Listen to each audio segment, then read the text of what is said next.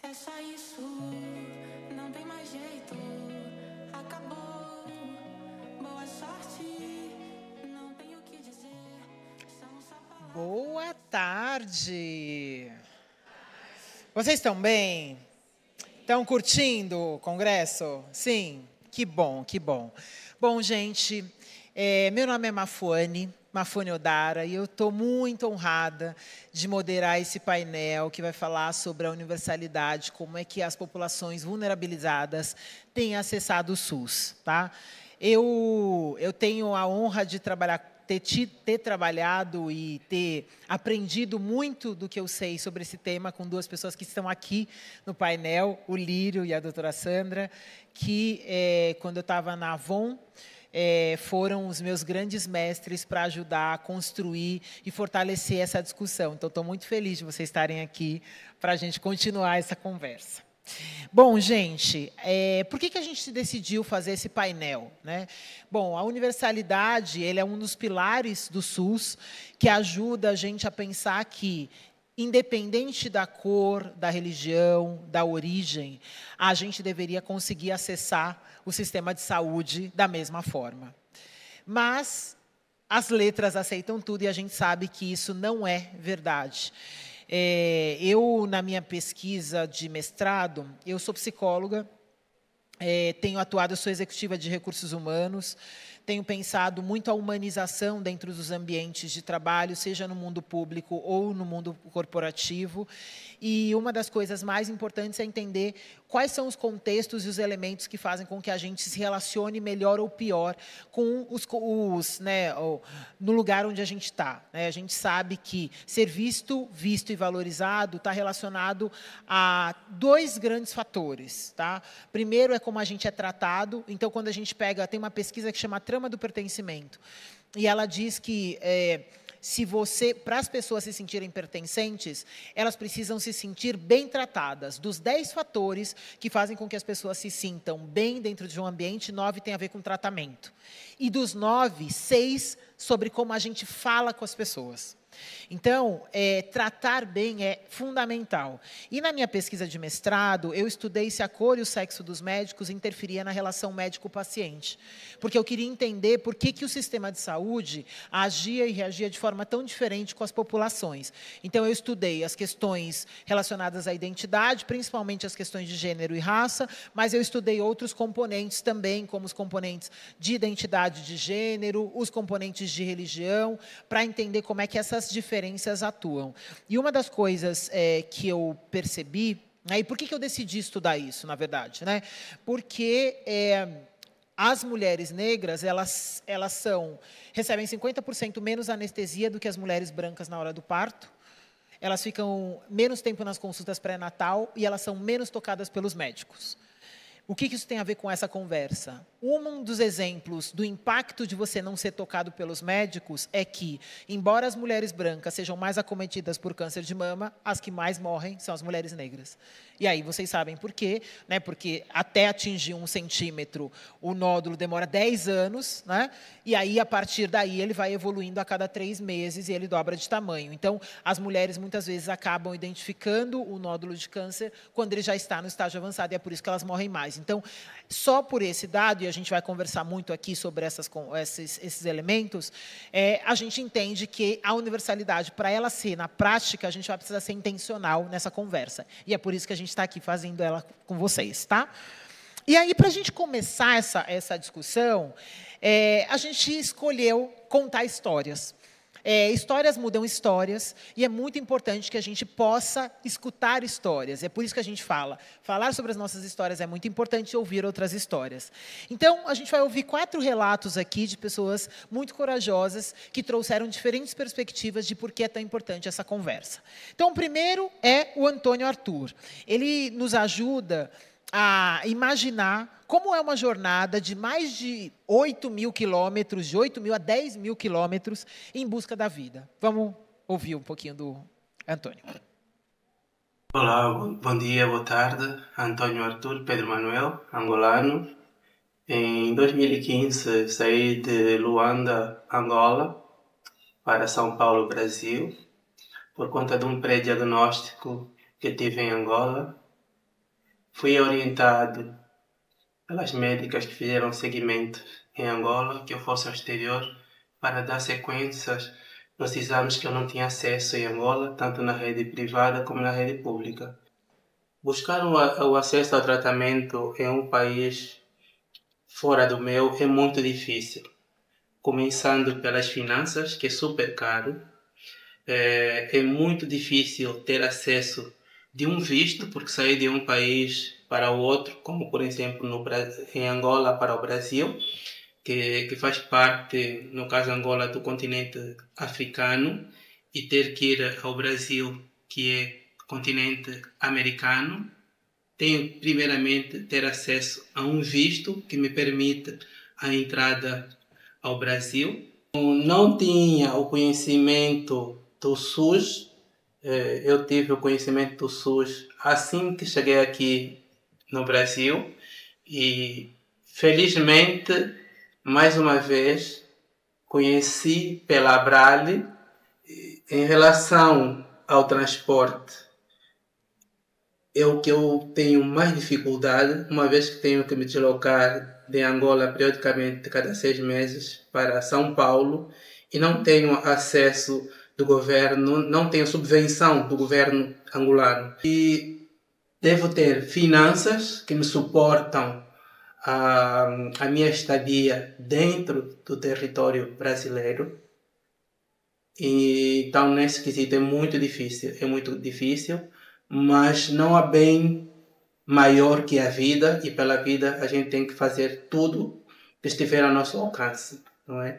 Então, é nessa luta e nessa busca da vida como bem mais precioso que tenho lutado com muita dificuldade, tenho lutado para conseguir dar continuidade do meu tratamento.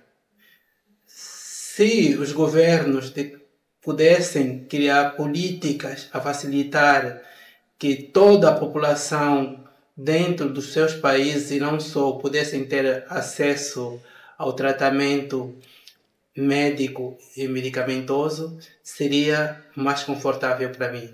Mas infelizmente, não tendo esse acesso no meu país de nascência ou de origem, eu tenho que me deslocar aqui à procura do bem mais precioso que é a vida. Muito bom. Acho que ele já traz alguns elementos importantes para a gente conversar aqui.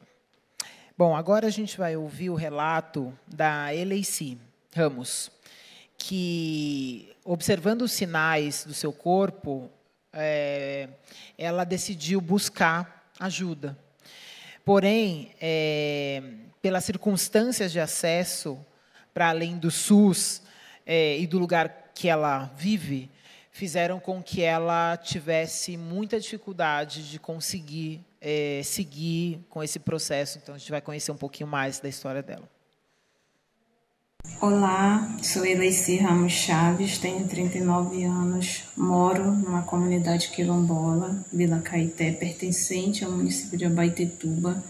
Sou paciente oncológica em cuidados paliativos. Eu descobri um câncer no colo do útero e que deu metástase no meu fígado. Eu tive um sangramento em 2023, um sangramento constante que não parava, já ia além da menstruação. Fui no posto mais próximo aqui, uma UBS, aqui perto. Tentei por lá pelo SUS, eles me encaminharam para fazer os exames e esses exames iam demorar muito. Aí que foi que eu fiz? Eu fui procurar uma clínica particular, essa clínica particular com o médico. Enquanto isso, eu estava na fila do SUS para esperar esse exame aí que eu acabei pagando particular. Voltei lá com o médico olhou de novo, eu relatei para ele que não tinha passado um sangramento, ele passou novamente uma ultrassom, eu fiz novamente essa ultrassom. Aí ele olhou lá que eu estava com problema de cisto e de mioma. Ele falou que a solução seria operar, fazer a retirada do útero. Não tinha condições no momento, né, lá de pagar um particular. Aí foi o período que o meu amigo, né, lá da UBS, né, disse que conseguiu a consulta com o ginecologista do SUS, falada, né, que eu ia retirar o meu útero, que no caso eu não tenho filhos, então isso para mim já tinha causado uma tristeza, que se eu retirasse o útero eu não poderia ser mãe, né, mais. E aí ele fez o toque em mim, ele olhou, aí fez uma cara meio assim que, sabe, desconfiada, meio de surpresa, ele fez o toque em mim. E aí ele falou pra mim, não, você não vai poder fazer a cirurgia, porque você tá com câncer. Naquele momento ali meu mundo desabou. Ele falou, mas aí vai precisar fazer outros exames, né, como biópsia, que só palavras o vento leva, então vamos fazer a biópsia. Fui para o município de Barcarena, procurei o município que estava mais próximo, porque querendo ou não, a saúde pública parece que não é o SUS, né? Não podemos dizer assim, um sistema único de saúde que você chega, que você é atendido logo, que não importa o município que você esteja, né? O que deveria importar é o socorro médico, mas a gente vê que não funciona assim. A gente ainda podemos dizer assim, discriminado por exemplo, a gente procurar Barcarena e o funcionário lá de Barcarena dizer, não, tu tem que procurar o teu município. E junto também, né, a minha família que estava nesse período, né, junto comigo, desesperado. Nós tivemos que se mudar para a cidade, lá de Belém, para ficar mais perto do hospital. Então, mudamos para lá, alugamos uma casa lá, não tinha nada nessa casa, foi tudo muito arrumado rápido, assim, né, de acordo com as nossas possibilidades.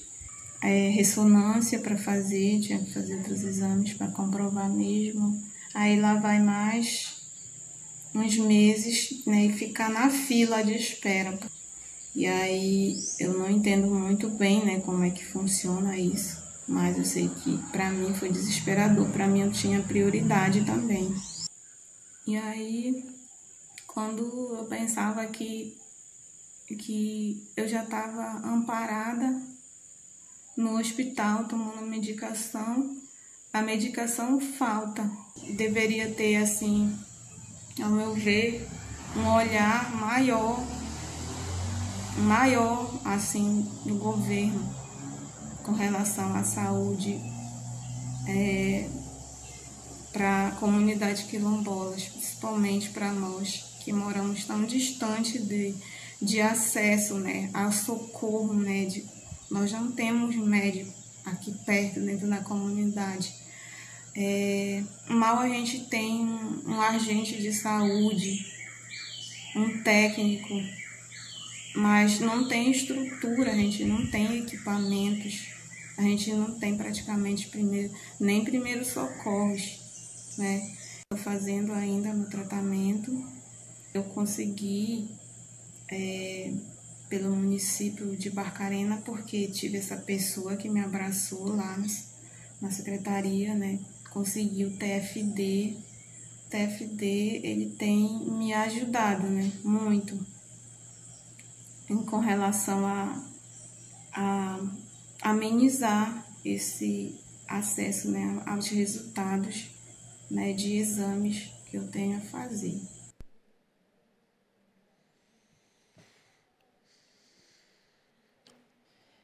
Bom, agora a gente vai ouvir o Eric. O Eric vai contar para a gente como é que foi o processo de descoberta do câncer. Olá, meu nome é Eric, eu sou nordestina, mas moro no DF, tenho 30 anos. Descobri o câncer esse mês, em setembro, agora dia 25, faz um ano que eu recebi o diagnóstico. Eu primeiro senti um nódulo na minha mama direita e fui investigar. Óbvio que eu já fiquei com medo, mas me segurava muito na questão de que minha família não tinha histórico de câncer de mama e que eu era uma pessoa jovem com hábitos que na minha visão eram saudáveis. Pela médica, ela me recomendou alguns exames para a gente ter certeza, e quando eu fiz o exame de imagem não foi conclusivo. Tive BIRAIDS 4C, e aí o mastologista me indicou fazer uma biópsia, e aí na biópsia foi confirmado o triplo negativo.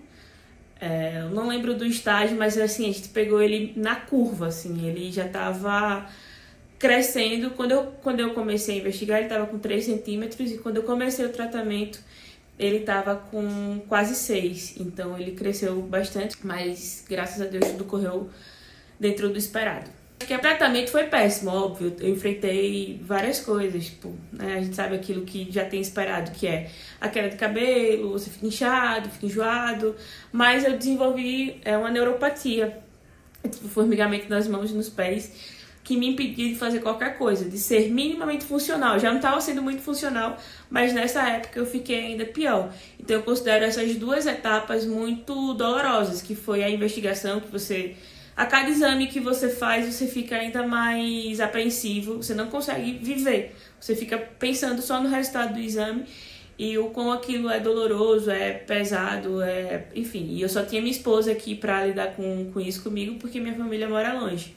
E a segunda maior dificuldade foi o prurido mesmo, porque ele me deixou extremamente mal, assim. Eu passava noites e noites em claro. Óbvio que o enjoo era ruim, o enjoo era péssimo, a fadiga, mas o prurido, eu não tinha o que fazer. O enjoo eu conseguia tomar um remédio ou outro e até dar uma amenizada, mas o prurido não.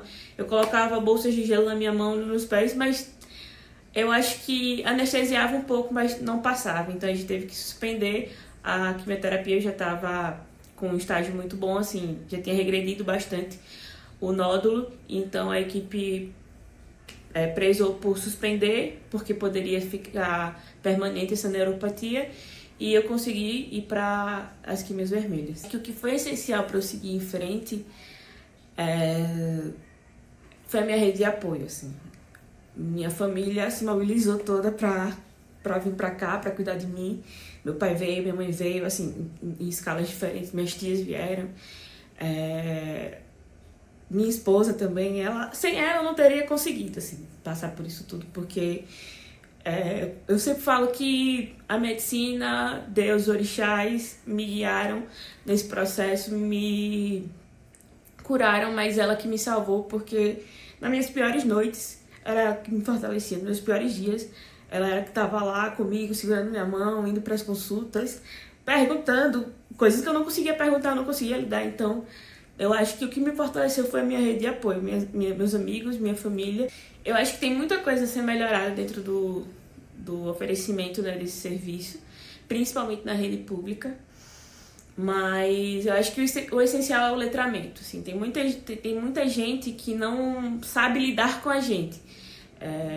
Vai consultar, enfim, vai fazer algum exame e não pergunta o mínimo, assim, como é o seu nome, sabe? Procurar saber sobre a gente, para evitar possíveis desconfortos, né? Então eu acho que essa é uma das maiores falhas. Eu vejo que as pessoas bugam quando vão lidar com pessoas LGBTs, principalmente pessoas transgêneros. Eu passo por diversas situações que são bem delicadas, porque eu vejo que isso é uma falha no processo acadêmico, sabe? Não existe um letramento dentro desses espaços para lidar com pessoas LGBTs, e eu acho que é uma das maiores dificuldades também. Pois é. Bastante coisa, né? Obrigada, Eric. Bom, por último, a gente vai trazer o vídeo do Eduardo, que a ideia de trazer é porque ele é uma voz importante para pessoas e comunidades que são muito invisibilizadas. Vamos ouvi-lo. Meu nome é José Eduardo de Oliveira, eu tenho 55 anos, sou natural do Paraná, mas eu fui criado em São Paulo, sou formado em agronomia. Em 2012 eu fui diagnosticado com câncer de pâncreas e o primeiro impacto é muito dolorido, né? Porque o médico ele foi muito sincero, assim, né? Bem verdadeiro. E foi um choque, porque imagina, eu tinha 42 anos de idade, né? Então foi um período muito difícil. Nesse período eu meio que me entreguei mesmo, sabe? Abandonei tudo, me tornei até um viciado em jogo de baralho, comecei a jogar baralho compulsivamente, onde o pouco de condições financeiras que eu tinha, né? Eu acabei perdendo no jogo de baralho, acabei ficando em situação de rua. Então foi um período muito dolorido da minha vida. E só que nesse período que eu estava em situação de rua, eu conheci a Pastoral do Povo da Rua, aqui de Florianópolis. E a pastoral, ela me acolheu, né? Me levou para uma moradia novamente, pagou meu aluguel por 1 ano e 2 meses, para então eu me estabelecer novamente, eu me emancipar e voltasse a ter uma vida normal, né?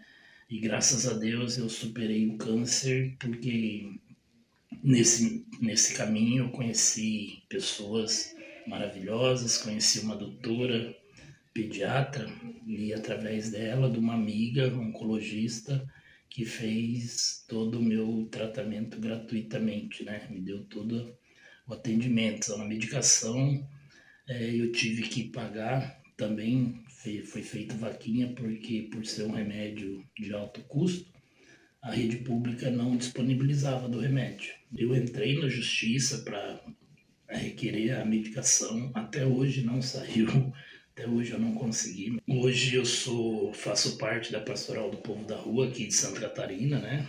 Faço parte da equipe aqui da coordenação, e onde a gente trabalha 2 pilares na rua, né? Dia e para a saúde.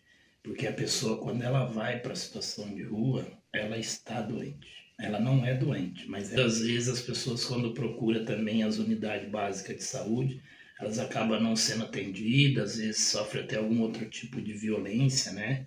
Na questão de atendimento, de rispidez do funcionário, às vezes do próprio segurança, enfim, porque às vezes a pessoa não tem um documento, porque na rua é normal as pessoas não terem documento, porque às vezes ela perde, às vezes é roubada, né?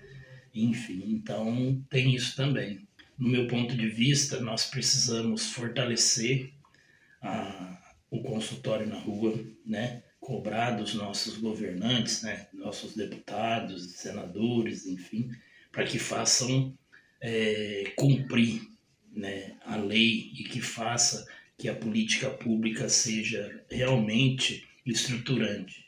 Nós não podemos mais aceitar políticas públicas paliativas. Então, eu acredito que esse é o caminho, né? Realmente, os municípios terem os seus consultórios na rua, o número, né, que se faz necessário, né, que é lei, por lei, porque ninguém está pedindo favor, ninguém está vitimizando ou se passando por coitadinho, porque nós não somos coitadinhos, nós não somos vítima, né? Nós somos pessoas em situação de rua com os mesmos direitos de todas as outras pessoas. As pessoas que não estiveram em situação de rua, e eu espero que nunca teve, que eles também tenham essa consciência, mas também que eles façam valer, que façam ser cumpridas as leis, né?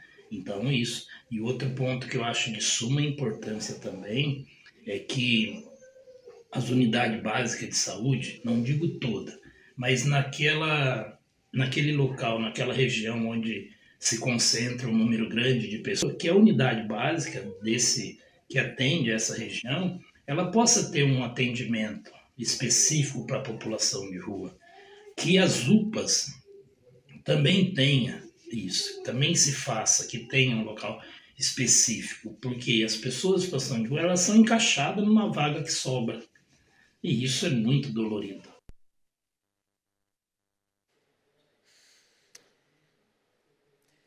Vocês conseguem reconhecer essas histórias nas convivências de vocês, no trabalho de vocês?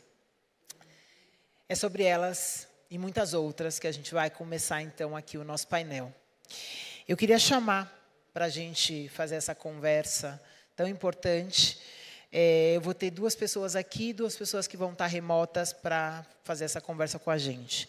Eu queria começar chamando a pós-doutora Ana Ribeiro, que é pós-doutora em saúde pública pelo National Cancer Institute, investigadora principal do projeto Marco, manejo do risco do câncer cervical, e que realiza a prevenção do câncer de colo de útero com as novas tecnologias baseadas em HPV. Obrigada.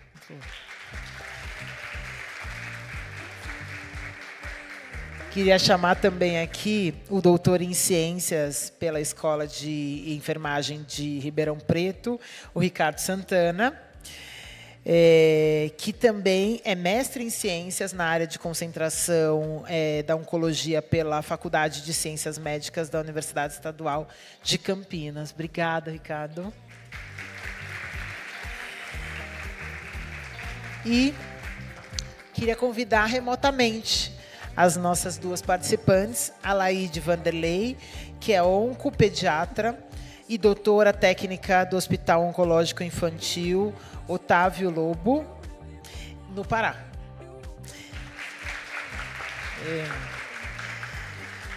E a enfermeira Renata Geraldo, mestre em Saúde da Família, pela Faculdade de Ciências Médicas da Universidade do Rio de Janeiro. A Renata é analista em atenção primária em saúde no Ministério da Saúde, na Secretaria de Atenção Primária à Saúde, no Departamento de Prevenção e Promoção da Saúde, na equipe de Coordenação Geral de Prevenção de Condições Crônicas. Obrigada, Renata, pela sua presença.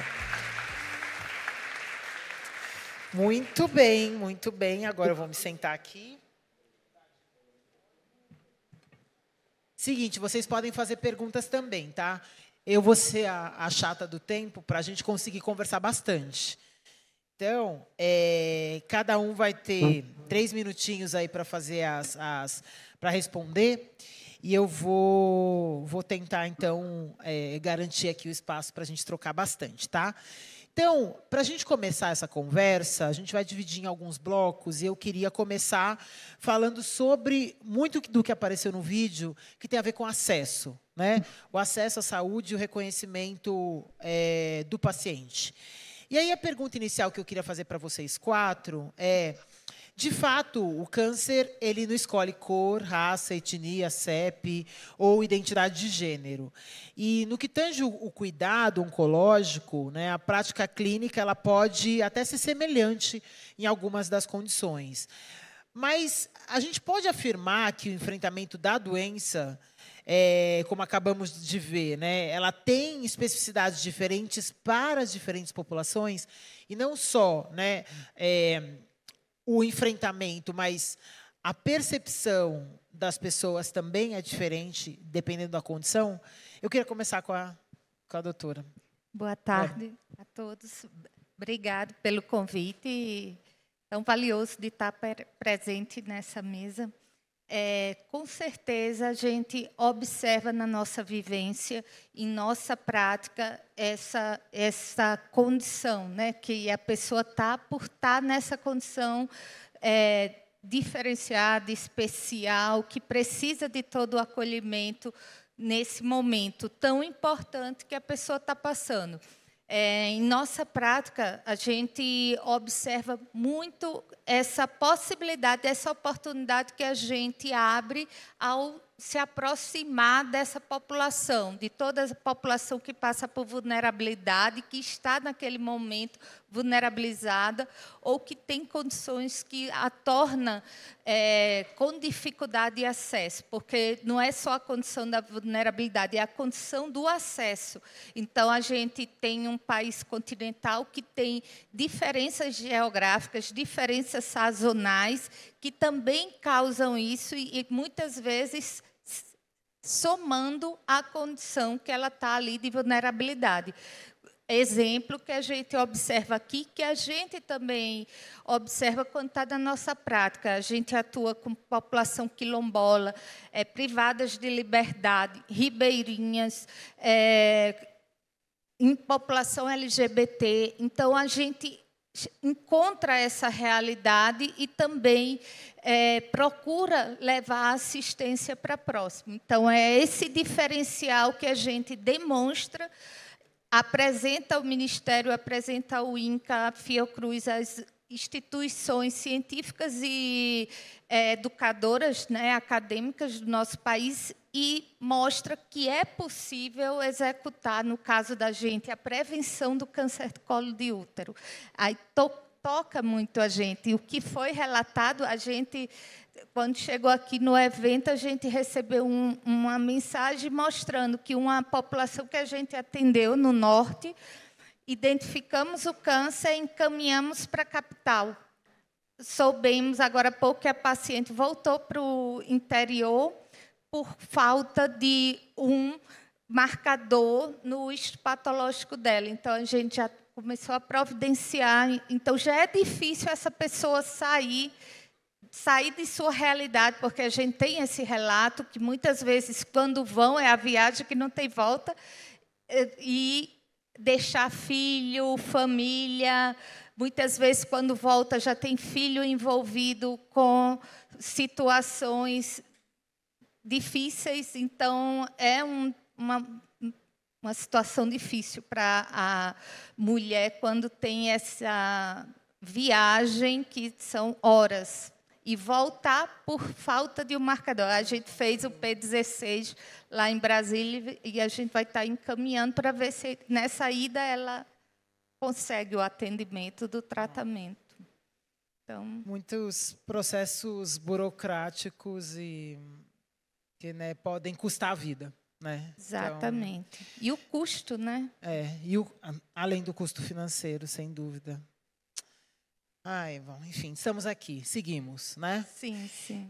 Ricardo, no seu caso, né, antes de começar, você falou de uma... Eu adorei esse termo, vou começar a usar, porque eu acho que faz muito sentido, né? Então, a doutora fala, né, sobre esses custos que tem, tanto os custos emocionais, dessa mudança de vida, realmente, né?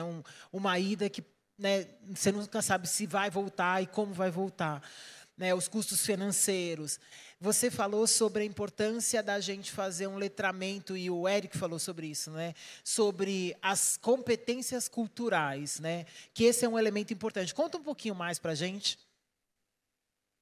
Então, no contexto da oncologia, né, especificamente, que é o meu local de fala, estudar a população LGBT, que é a PN+, existem diversas disparidades que faz com que esses pacientes tenham desfechos piores do que as pessoas consideradas heteronormativas, né? Então, é necessário que os profissionais de saúde tenham um letramento sobre competências culturais, porque dentro da comunidade LGBT, a gente pode considerar que existem especificidades culturais dessa comunidade que precisam ser olhadas para que a gente possa dar uma assistência de forma humanizada, né, para que essas pessoas tenham acesso a uma assistência de qualidade. E aí, um ponto interessante também é que no Brasil a gente não tem dados sobre a população LGBT com câncer. Por quê? Porque nos serviços não se pergunta sobre orientação sexual e identidade de gênero. Então, a gente não consegue quantificar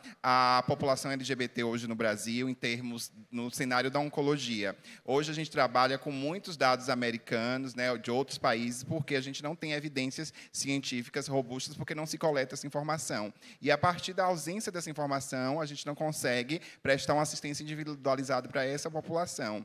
E aí, no processo de doutoramento, eu desenvolvi um ambiente virtual de aprendizado pautado em competências culturais para cuidar dessas pessoas. Então, a minha pretensão é expandir esse treinamento para o maior número de profissionais de saúde da oncologia possível, para que eles possam ter essa sensibilidade e humanidade cultural para cuidar dessa população, né? Então, porque até a própria você comentou em relação à própria o Eric, né, comentou em relação à formação, né? Na nossa formação a gente não fala sobre sexualidade na graduação e a gente não fala sobre identidade de gênero e orientação sexual. Então isso é uma lacuna no conhecimento dos profissionais. Então isso reverbera na prática de cuidado.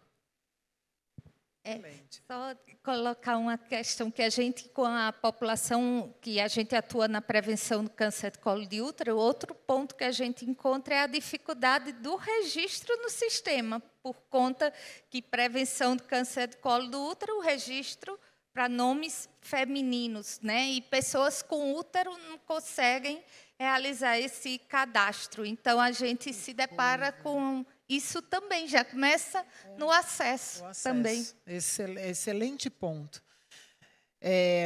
São detalhes muito importantes que precisam ser transformados para você. Porque a senhora usou um termo agora que eu gostei muito, que é pessoas com útero, não são mulheres, né? Porque ele, no caso, é um homem trans e ele teve câncer de mama, né? Então, qual é a condição, né? Então, a gente também que está com letramento, quando a gente construir esse novo vocabulário, ajuda a gente a expandir a nossa consciência sobre como a gente olha e constrói as políticas, desde o começo do cadastro até as políticas, né, a efetivação dessa política. Excelente, obrigada.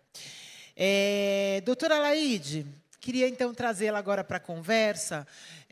Falando agora, então, dessa dimensão mais, né, das nossas crianças, como é que é essa diferença? Porque também esses elementos que a gente falou aqui, tem outros elementos que se somam, né? Então, eu queria que a senhora trouxesse a sua contribuição. Olá, boa tarde. Eu gostaria de saber se todos estão me escutando, que eu estou com medo da conexão. Estamos, aqui. Tá ótimo. Então, quando a gente começa a falar, é uma coisa que eu estava pegando o início da frase. Quando a gente fala em vulnerabilidade, a primeira coisa que a gente para pensar é que, se eu penso numa palavra vulnerável, é que o diagnóstico, o acesso ao diagnóstico, o diagnóstico e tratamento não está sendo igualitário para todo mundo. Porque se eu tenho que chamar de população vulnerável, a gente tem que começar a relembrar algumas características. Eu sou do estado do Pará, então fazer saúde aqui é um verdadeiro desafio, começando pelo desafio logístico, pelas distâncias. Nós somos poucos municípios, temos 144 municípios, mas nós temos rios em vez de ruas, nós temos florestas em vez de cidades. Então, muita coisa se torna um desafio para levar a saúde até eles. Nós atendemos uma população pediátrica desses 144 municípios, e quando a gente para pensar e a gente vai fazer epidemiologia aqui dentro do hospital, a gente percebe que 70% são do interior do nosso estado. E que esses 70% tiveram uma jornada extremamente longa, extremamente dolorosa também e desafiadora. Por quê? Quando eu penso e paro, que eu vou ver aonde estão distribuídos esses pacientes, a gente percebe que muitos são da região ribeirinha. Quando aquela moça falou, representou completamente o meu estado e a realidade, e não é diferente para as crianças. Então, começa do desafio do diagnóstico precoce, que muitos dos profissionais acham que criança não tem câncer, deve ser alguma coisa mais normal, e vai perpassando e prolongando essa jornada do diagnóstico precoce. O câncer infanto-juvenil, diferente do adulto, ele é muito mais rápido. Então, as leis do 30 e 60 dias, muitas vezes, não se aplicam a nossas crianças. Então, quando a gente começa a olhar essas características, a gente tem muitos desafios. Nós temos o desafio geográfico, para vocês entenderem. Aquela moça que falou, ela mora em Barcarena, que é perto de uma cidade também chamada Abaetetuba. São 72 ilhas para fazer uma logística que, às vezes, elas têm, para elas fazerem um exame um pouco mais de média complexidade, elas têm que sair bem cedo de casa, porque tem que pegar o barco só tem até 4 horas da tarde para voltar, senão ela não consegue, ela não tem onde dormir. Às vezes ela tem que sair 6 horas, e se ela perder aquele barco, ela vai chegar só 8, 9 horas, o exame já perdeu. E isso daí é só falando do barco. Ainda tem a parte da trilha das estradas para poder chegar também. Então, imagina isso com você, com uma criança que você ainda está investigando. Então, isso nos faz pensar muito. Quando a gente passa para uma outra população vulnerável, a indígena também, que a gente começa a entender, a gente tem a parte cultural, a parte de você respeitar. Então, aquela criança começa a ficar doente, nós temos que respeitar a cultura dela, que tem os DESAS, que são os distritos sanitários. Às vezes, para vocês entenderem, a divisão do distrito sanitário, às vezes, não respeita a divisão de um estado. Então, às vezes, ela é de uma determinada distrito sanitário, de uma determinada região indígena, que, se a gente for referenciar, vai acabar indo para uma outra cidade ou para um outro local, que isso dificulta o que a gente chama de regulação, acesso, porque ninguém sabe para onde direcionar. Então, esse é um outro desafio também.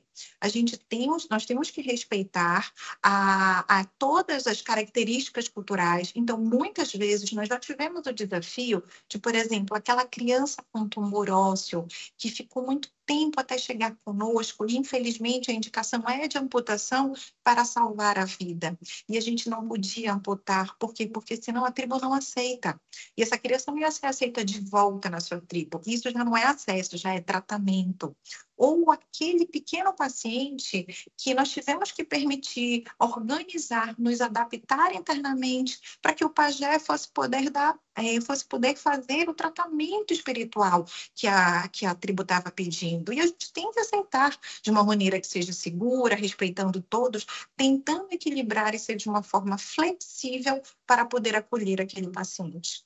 Tinha uma criança, eu digo que uma das histórias mais assim comoventes era uma criança pequena indígena no interior do Pará, no oeste do Pará, que ela ficou internada na unidade. Essa criança ela não parava de chorar. A gente já não sabia mais o que fazer. A gente já tinha investigado dor, já tinha investigado várias outras coisas, mas faltava um detalhe: ela era indígena e dormia na rede. Quando a técnica de enfermagem providenciou uma rede feita de lençol e a criança foi colocada lá dentro, imediatamente o choro cessou.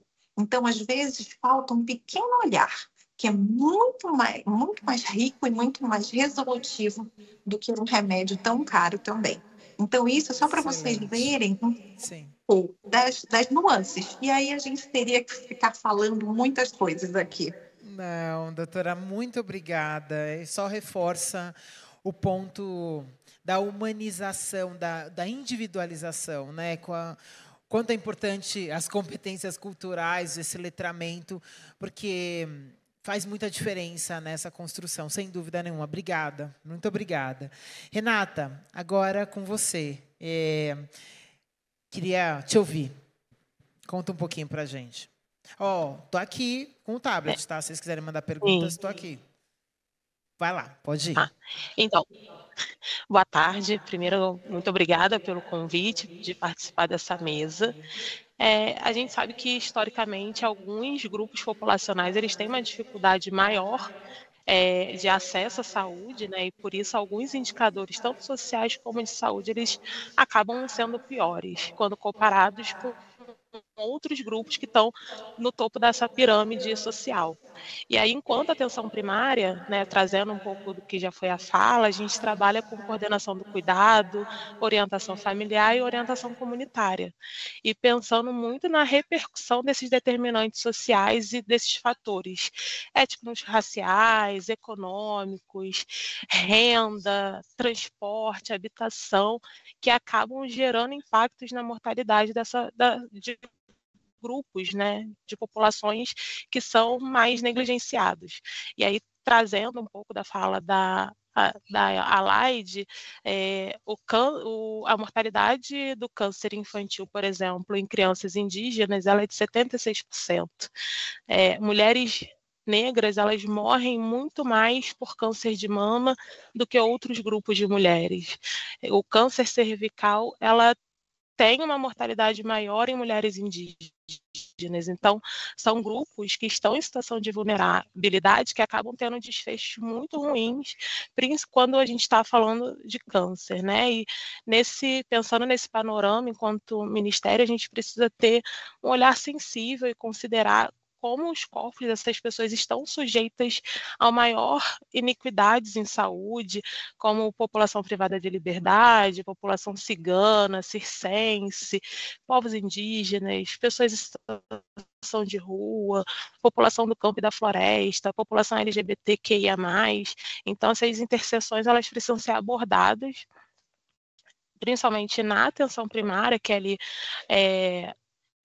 onde essas pessoas vão procurar o primeiro atendimento, né, onde esse diagnóstico precoce, esse rastreio, prioritariamente deveriam ser feitos, e dada a capilaridade que a atenção primária tem no território, justamente por ser a porta de entrada principal do SUS, a gente deve desenvolver ações de promoção, prevenção, rastreamento, diagnóstico, tratamento, para atuar nessa redução das iniquidades. Então, e pensando para além do setor da saúde, porque são questões que a gente não consegue resolver apenas pensando enquanto saúde. Eu preciso de políticas entre outros setores para tentar promover uma melhor equidade em saúde para essas mulheres, para essas crianças, para todas essas pessoas. Então, a equidade, ela vem nesse sentido de tentar reduzir essas disparidades que a gente vem discutindo e vem observando, e trazer políticas mais transversais, mais estruturais e marcadas por esses recortes setoriais, incorporar ações para esses grupos vulneráveis que por conta dessas sobreposições acabam tendo relatos como os do início da mesa. Excelente, Renata, muito obrigada. Eu vou pegar a sua fala para já entrar no segundo bloco, que quando a gente fala sobre as histórias, tem um componente que é muito único das histórias, de cada uma delas, muito particular.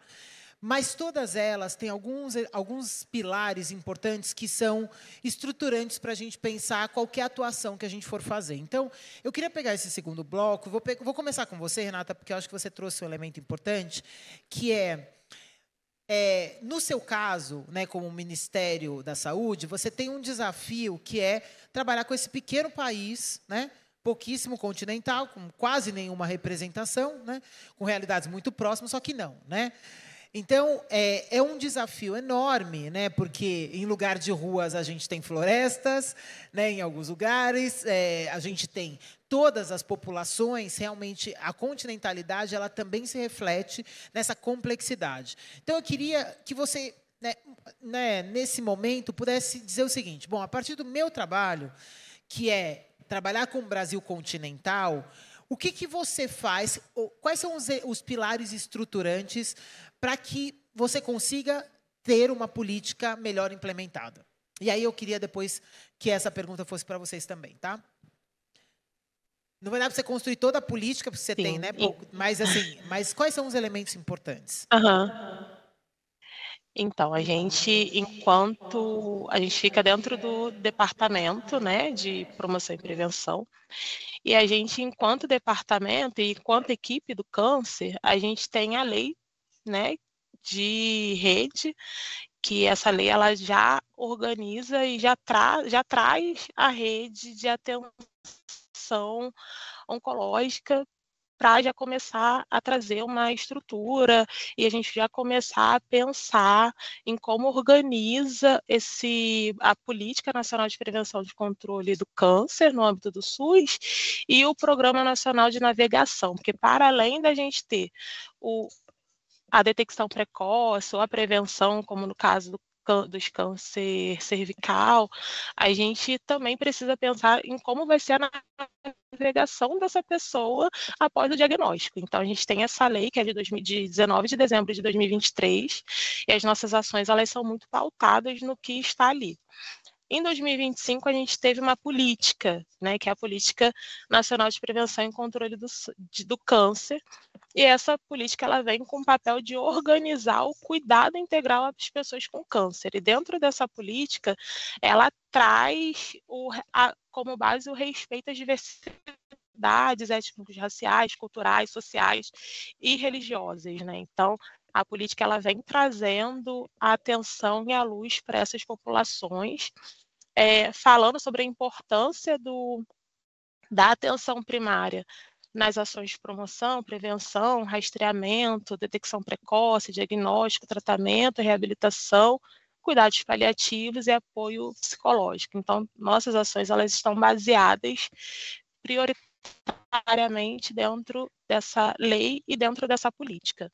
O documento ainda fala sobre o cuidado integral da pessoa com câncer em todas as fases da vida, trazendo atenção à população infanto-juvenil, que de fato, por muitas vezes, os sintomas eles são confundidos, né? Acha que é uma virose, que é dengue, pensa em todas as possibilidades, mas não pensa de fato no câncer. E trazendo também as populações com maior barreiras de acesso, né? Como já citado, população LGBT, mulheres negras, mulheres quilombolas, e trazendo à luz a justiça social e o cuidado humanizado em oncologia. Então, a gente pensa em ações individuais, familiares e coletivas, né, por parte das equipes de saúde da família, envolvendo todas essas ações, e com papel de apoio, de organização e ordenação da rede da linha de cuidado, a fim de promover essa melhor, nem não é distribuição, a fim de fornecer uma possibilidade melhor, né? Pensando que a atenção primária ela está dentro do território, ela tem um território adscrito, ela tem uma população adscrita, ela tem as equipes, ela tem o papel do agente comunitário de saúde, que é uma pessoa que está ali dentro do território, que seria esse elo também com os demais profissionais da equipe de saúde, além da equipe multi, né? Então psicólogo, fisioterapeuta, toda uma equipe envolvida desde das ações de promoção, né, que a nossa intenção enquanto departamento é que essa pessoa não ficasse doente, mas entendendo que elas possivelmente em algum momento, algumas podem ficar, a gente precisa ter essa navegação como um todo.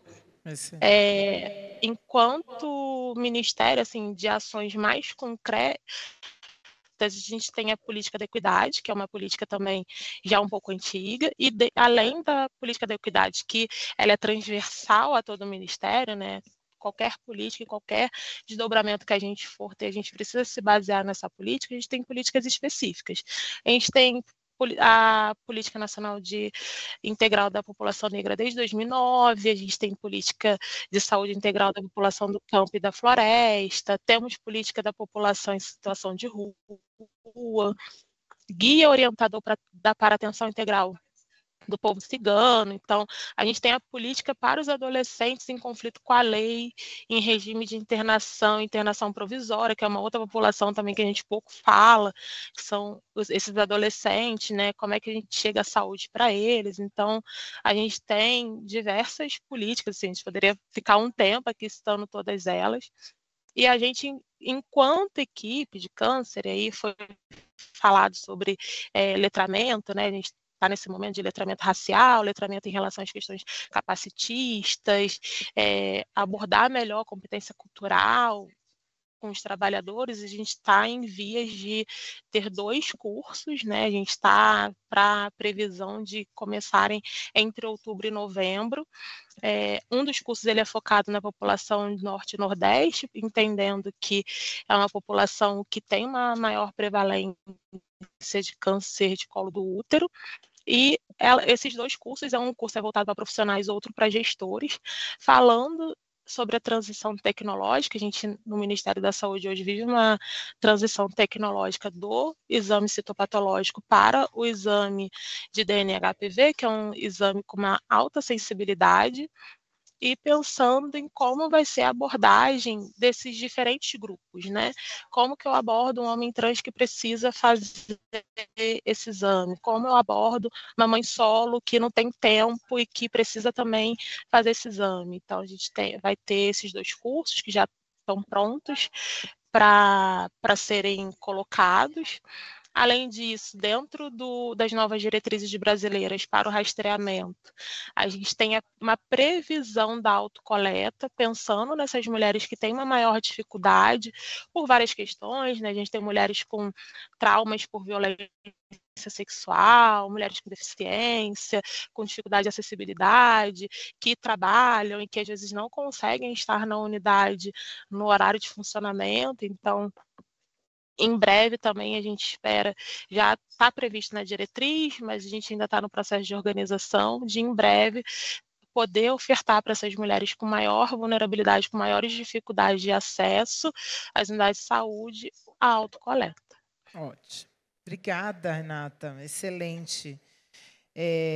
Acho que ajuda a gente a compreender não existe solução sempre para problema complexo, né? Então, esses diferentes pilares nos ajudam a pensar como é que a gente aprofunda o nosso conhecimento, ao mesmo tempo como é que a gente cria políticas que são específicas para populações específicas e traz o que deveria ser direcionado a partir da construção dos protocolos. Excelente, obrigada.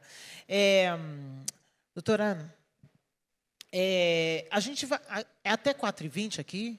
Alguém sabe? É isso, né? Tá. Então, a gente vai precisar, para a gente conseguir, né, ir para o terceiro bloco, ser bem sucinto, que faltam só 13 minutos.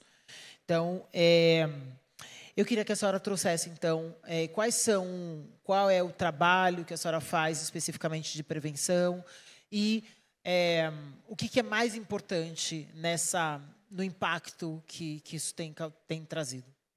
Bem, a gente leva um trabalho até a ponta, onde a gente facilita esse acesso.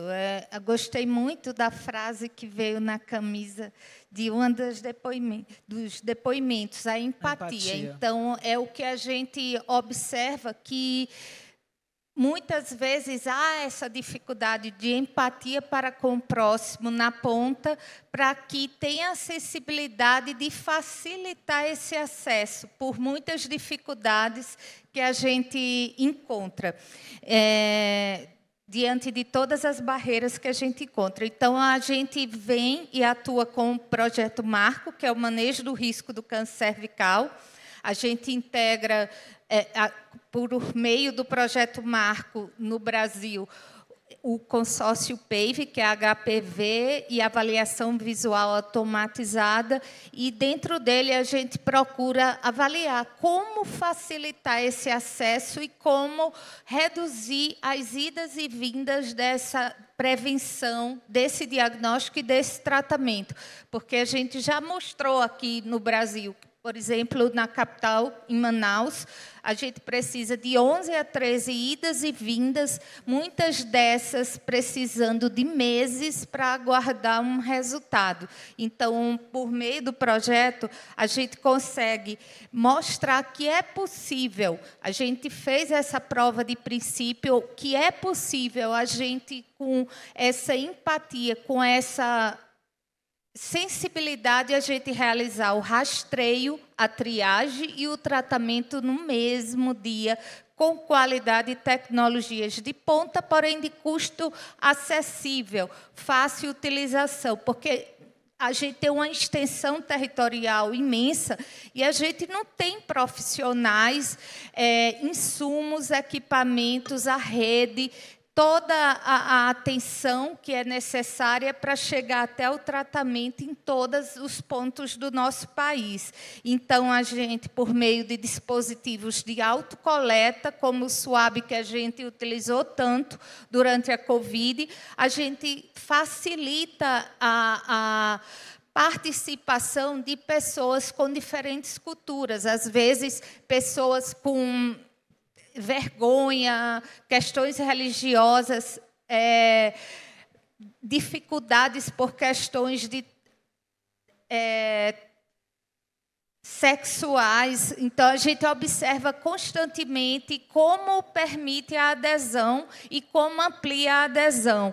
E, nisso, a gente levando tecnologias RT-PCR, Point of Care, para essas regiões, onde dentro de cada tubinho desse que a gente mostra, já vem o reagente, a gente só coloca a amostra da participante, e a gente, em poucas horas, já tem se ela tem HPV e qual o risco dele. E permite o tratamento por meio de colposcópios portáteis, onde, no exterior, a gente já tem essa prática da realização da termoablação e a gente, em 1 minuto, realiza esse tratamento e a visualização do colo de útero, identificando essas lesões. Então, é possível tudo isso. A gente já mostrou em regiões do campo, das águas, florestas. Então, já fomos em regiões ribeirinhas, com 98% da população autodeclarada indígenas, e fizemos essa demonstração, como também... não está passando. O próximo. No Pará também, a gente participou de uma ação de 20 dias, descendo de Santarém até Breves, e já retornamos em Breves mais de uma vez. E é como nossa amiga Alaide colocou, não é nome de rua quando a gente está atendendo essa mulher, é nome de rio. Exato. Então, são diversos nomes de rio. A gente tem que resolver isso hoje, porque como é que eu vou achar essa mulher depois em um rio? Às vezes, a gente dizia, não vai embora, não vai embora, daqui a pouco seu resultado está saindo, porque se ela fosse, são mais de 14, 17 horas de barco. Então, como é que a gente ia ter o retorno dela? Perfeito. E sem falar de filhos, né? Família. Então, aí mostrando as lesões identificadas com colposcópio portátil, a gente mostra a imagem do colo do útero à mulher, mostrando as áreas acometidas, realiza o tratamento, que é essa imagem do centro, e retornamos com 6 meses para tentar encontramos muitas vezes, porque elas ficam aguardando o retorno, e a gente mostra como está agora o colo do útero dela, sem lesões, sem... e o segundo teste HPV não detectado, né? Então, a gente mostra que nessas ações, por exemplo, nessas 2 cidades que a gente mostrou, a gente, em 6 dias, atendeu esse quantitativo de participantes. A prevalência foi de 23,5 de HPV de alto risco oncogênico, só os tipos que levam ao desenvolvimento de câncer, e 99% de comparecimento à visita, onde a gente avalia o colo e realiza o tratamento, mostrando que é efetivo. É uma prova de que dá certo se tiver a empatia e querer mudar, causar mudança. Muito então, bom. É isso, a gente pode instalar isso nos nossos próprios dispositivos do SUS, e aqui só mostrando a nossa atuação. Muito alto.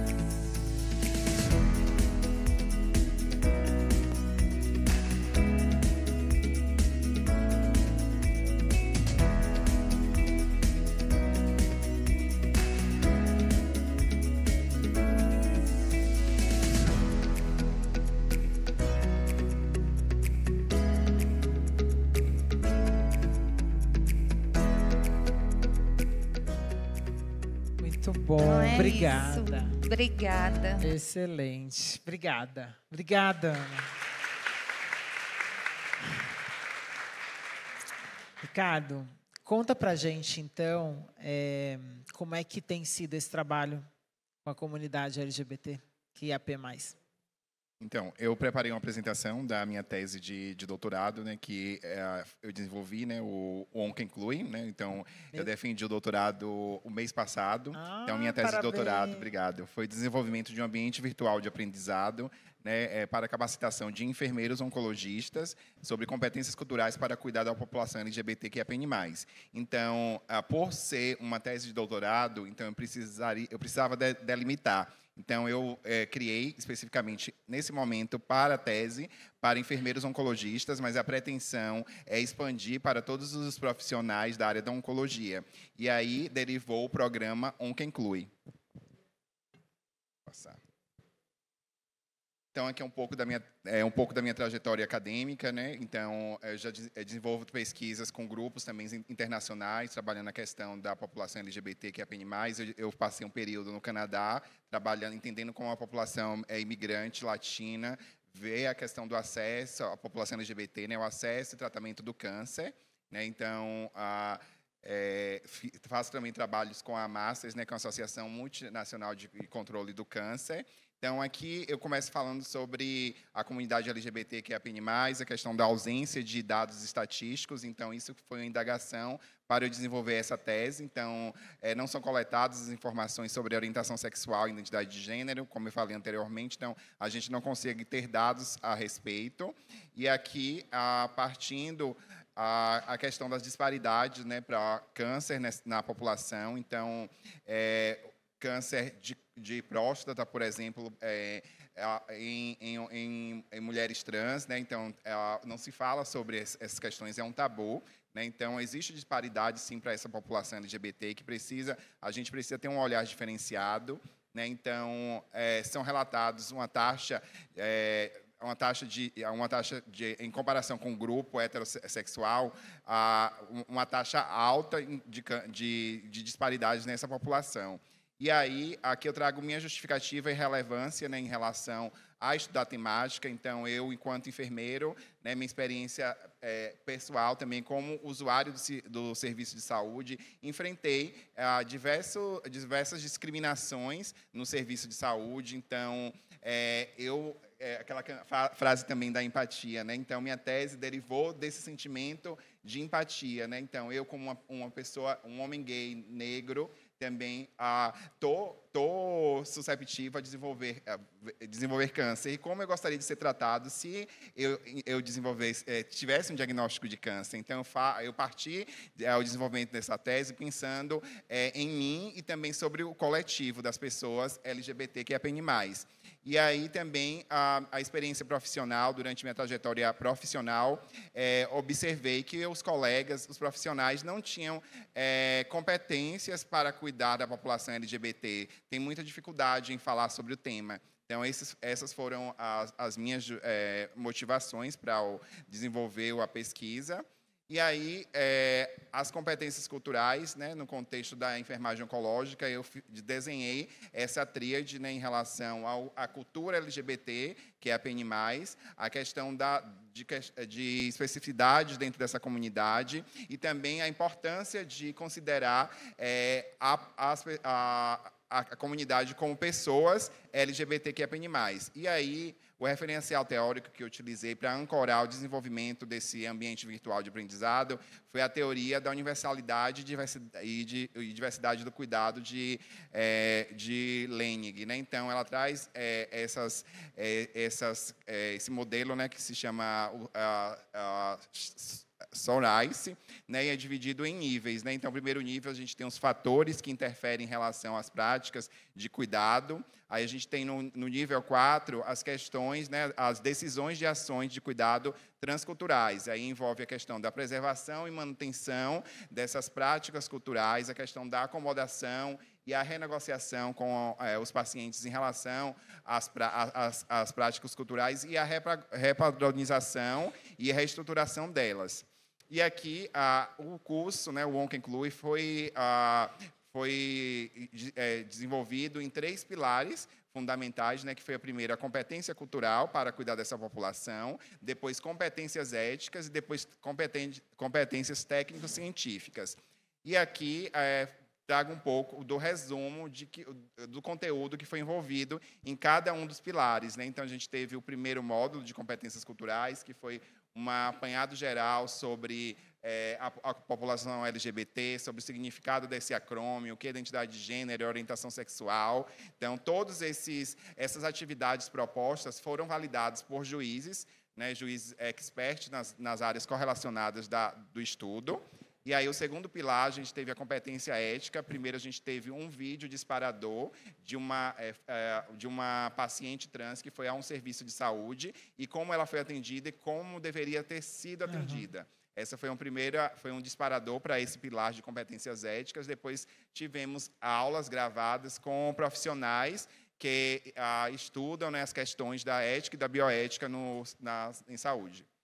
E aí, no último pilar, a gente teve o módulo de competências técnicas científicas, onde envolvemos médicos oncologistas, né, de renome no Brasil, que trata sobre as questões da diversidade. Então, eles gravaram a aula e aí eles falaram sobre a questão do câncer, especificamente nas pessoas designadas no sexo ao nascer masculino e feminino. Excelente. E aí, no final, o último módulo, a gente teve o processo de enfermagem, né? Então, trazendo a questão de ensinar a realizar um processo de enfermagem de forma cultural para as pessoas LGBTQIA+. Então, foram esses módulos envolvidos. Aqui um pouco das figuras, como ficou disposto, né, os podcasts que foram desenvolvidos. Aqui algumas das figuras que compõem o ambiente virtual de aprendizado. Aqui é um pouco do site, né, da ambientação desse ambiente virtual, né? Então, aqui o time, né, que fez parte desse desenvolvimento. Aqui temos as pessoas que foram convidadas para ministrar as aulas dos módulos. Aqui, mais uma vez, mostrando como ficou o design do ambiente virtual. E aí, como considerações, né, então, o estudo, né, mostrou um índice elevado de relevância, de concordância entre os juízes, né, e também demonstrou aderência com formativas na competência cultural dentro da oncologia e também um programa, como foi demonstrado também como uma e-health e como uma ciência cidadã também. E ainda atendendo às ODS, né? Então, três das ODS, que foi a questão da educação de qualidade e saúde e bem-estar. E, por último, foi a redução das iniquidades. E aqui, muito obrigado. Vocês também podem acessar o site do Ambiente Virtual através do QR Code, se vocês tiverem interesse de conhecer o Ambiente Virtual. Eu já ia falar no final para a gente. Obrigado, Ricardo. Deixar as nossas redes, já deixou aqui, ótimo. Então, obrigada, Ricardo. Parabéns pelo trabalho incrível, super importante, relevante, que a gente possa, de fato, ter melhores cuidados para a população LGBTQIA+. Obrigada. Doutora Alaide, agora, para a senhora encerrar o nosso painel, já estamos aqui com o tempo estourado, mas o que a gente quer te ouvir sobre como é que o trabalho tem sido feito, qual é a condição, o câncer que mais tem prevalência, o que tem sido o maior impacto. Conta um pouquinho para a gente. Dentro das políticas públicas e voltada para o câncer infanto-juvenil, a gente vai usar aquela palavra, equidade. Tratar diferente, quem é diferente, não que seja desigual, mas é aquela coisa que mais se adapta. Então, o que a gente fez de experiência aqui no estado do Pará? Como eu tinha falado, nós temos população quilombola, nós temos população indígena, nós temos população ribeirinha. E o que nós fizemos para a gente facilitar esse acesso da nossa população pediátrica, já que o câncer infanto-juvenil ele é tão mais acelerado que o câncer de adulto? Nós adaptamos para a nossa realidade local, baseado na nossa rede, na quantidade de unidades que nós tínhamos, na quantidade de profissionais especializados, porque, infelizmente, a gente trabalha dentro de um vazio assistencial. Então, nós adaptamos um protocolo de acesso bem básico, O que que eu tenho? Eu tenho um hemograma para as leucemias, então vamos usar o hemograma. Não vou esperar um mielograma ou biópsia de medula, que essa criança não vai chegar. Eu tenho um raio-x para o tumor ósseo, então vamos fazer um raio-x. Eu não vou pedir a tomografia, porque senão não vai dar tempo de chegar.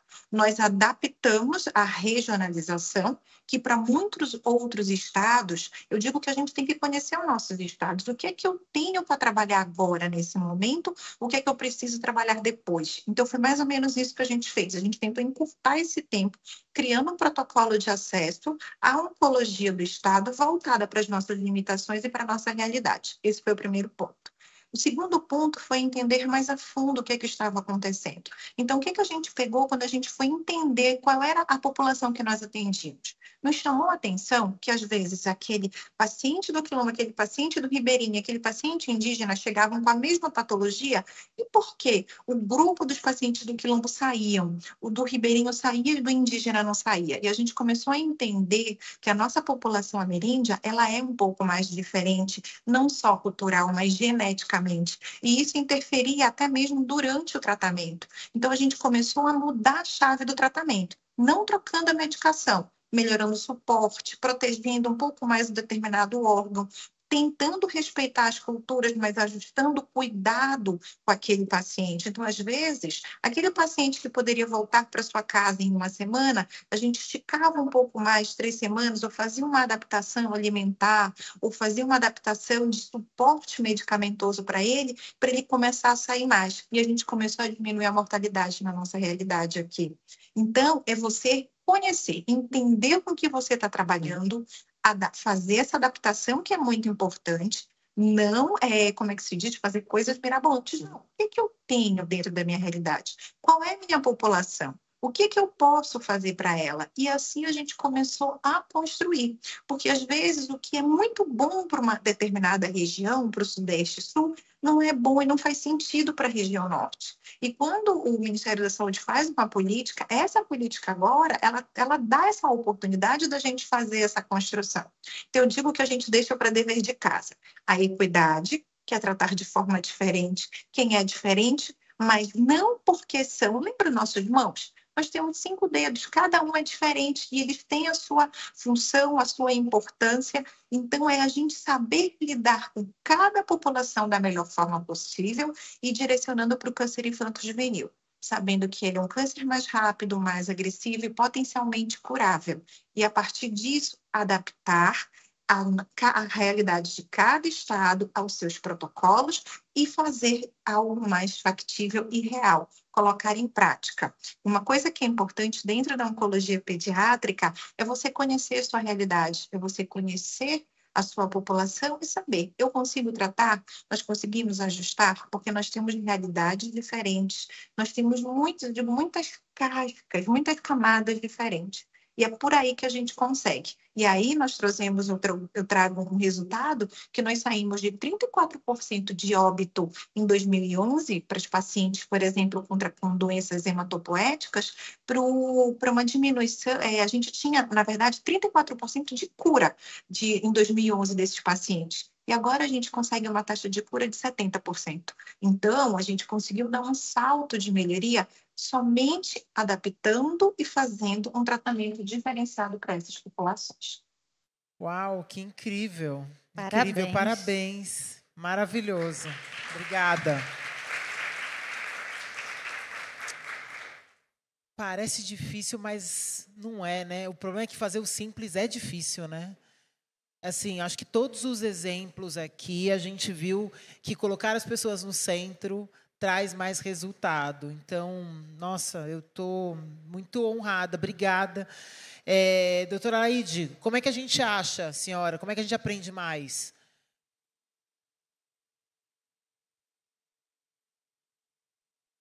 Ixi, peraí, travou. Não, peraí, não estamos te ouvindo. Não. Agora estão me ouvindo? Sim, acho que agora deu uma sim. travada. Sim. Como é que a gente acha?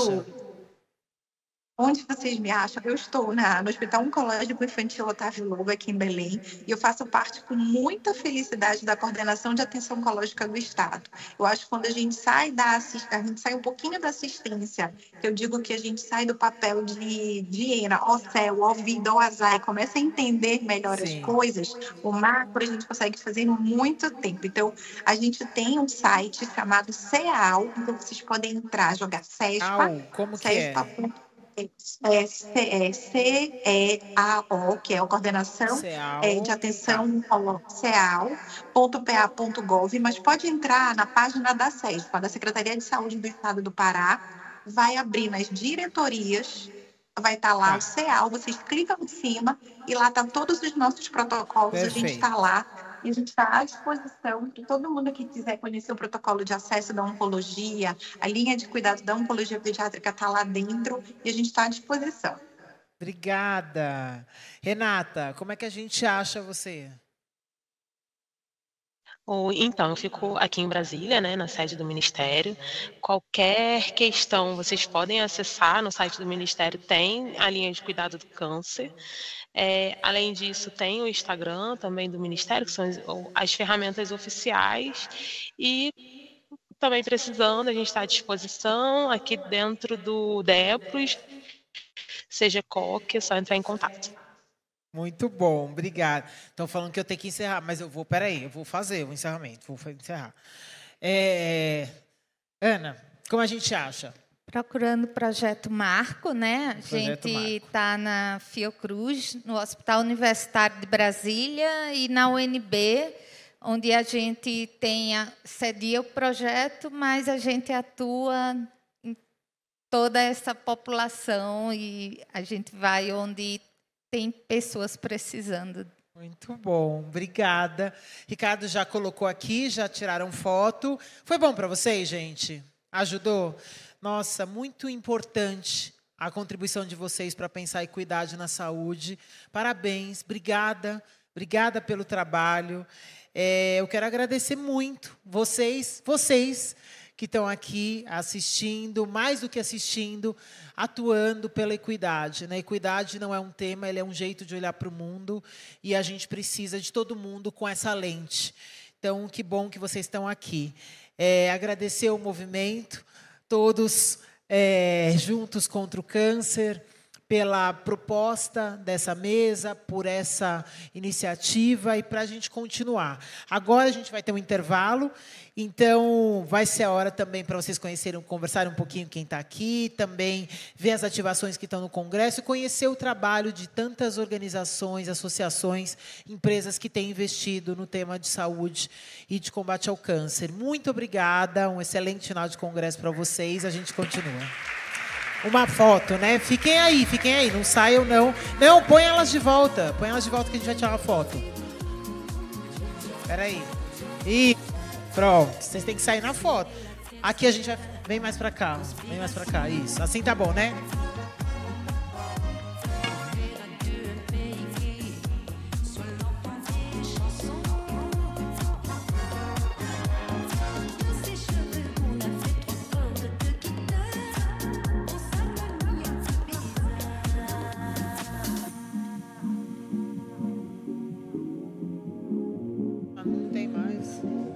Quero agradecer aqui. Pronto. Obrigada, Renata. Obrigada, doutora Laide. Agora a gente vai encerrar, tá bom? Beijo para vocês.